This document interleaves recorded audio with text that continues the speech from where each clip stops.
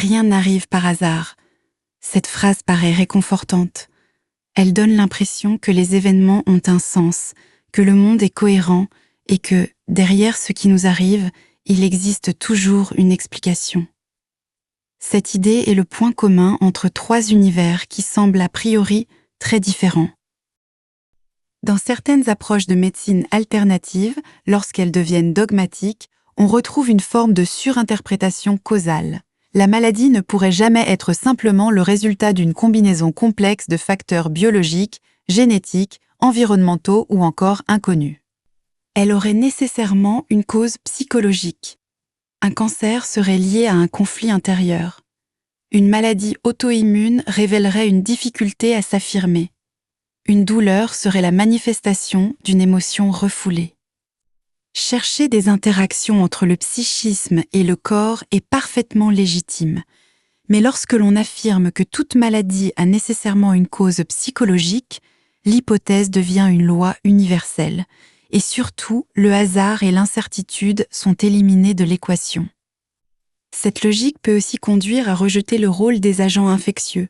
On oppose alors Béchamp à Pasteur, comme si les virus et les bactéries n'étaient que des explications permettant de masquer la véritable cause psychologique ou un moyen de nous vendre des médicaments.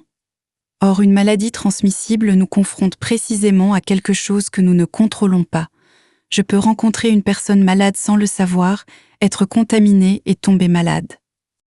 Le refus de cette réalité peut alors participer à une forme de toute-puissance. Si toute maladie a nécessairement une cause psychologique, alors je peux, en théorie, comprendre cette cause et reprendre le contrôle. Je ne suis plus exposé à l'imprévisible. Tout peut avoir du sens, donc tout pourrait être contrôlé. Dans le New Age, cette logique s'étend à l'ensemble de l'existence. C'est une surinterprétation du sens et des synchronicités. Une rencontre n'est plus simplement une rencontre, elle devait arriver. Une heure miroir devient un signe, une coïncidence devient une synchronicité, une rupture devient une leçon de l'âme. Tout semble alors avoir été placé sur notre chemin pour une raison. Et si mes pensées, mon énergie ou ma vibration participent à la création de ma réalité, je peux même agir sur ce qui m'arrive, attirer, manifester, changer ma vibration, comprendre le message. Je ne subis plus le réel, je suis le créateur. Et c'est aussi une forme de toute-puissance.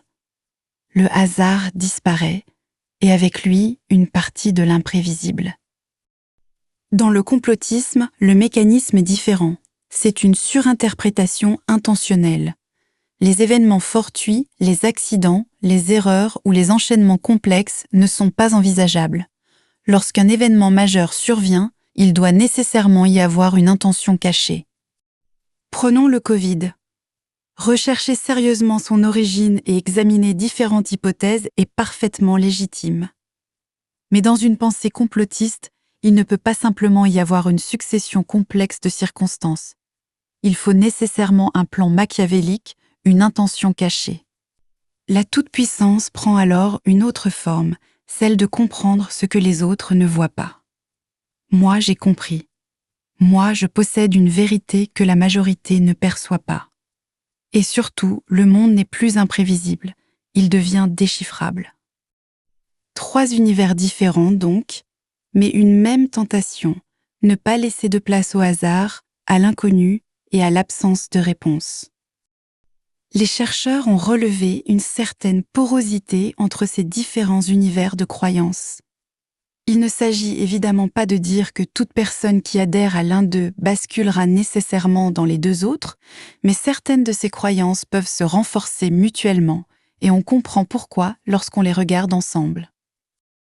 Pris séparément, ces systèmes proposent des explications différentes, mais mis ensemble, ils peuvent construire une vision du monde dans laquelle presque plus rien n'échappe à l'explication.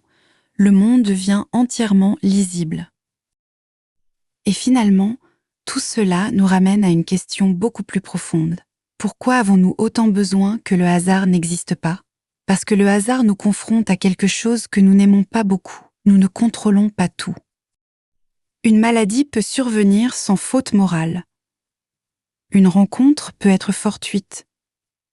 Une coïncidence peut ne transmettre aucun message. Un événement peut avoir des causes que nous ne connaissons pas. Et parfois, malgré toutes nos recherches, nous ne savons pas. C'est précisément ici que le doute devient intéressant. Le doute n'est pas simplement l'absence de certitude, c'est la capacité à supporter l'absence de certitude sans être obligé de la remplir immédiatement. Pouvoir laisser une question ouverte, pouvoir dire « je ne sais pas », pouvoir envisager plusieurs explications sans devoir immédiatement en choisir une. La maturité psychologique ne consiste peut-être pas à devenir suffisamment intelligent pour tout expliquer. Elle consiste à devenir suffisamment solide pour vivre avec ce qui reste inexpliqué, à tolérer l'inconnu, à supporter l'imprévisible, à laisser une place au hasard. Le doute ne nous demande pas de renoncer à chercher. Il nous demande simplement de savoir nous arrêter avant de transformer notre besoin de réponse en certitude. Parce que parfois, le doute n'est pas ce qui nous éloigne de la vérité, c'est ce qui nous permet de rester honnêtes face à ce que nous ne savons pas. Et peut-être que la véritable liberté commence précisément là, lorsque nous n'avons plus besoin de supprimer le hasard pour nous sentir en sécurité.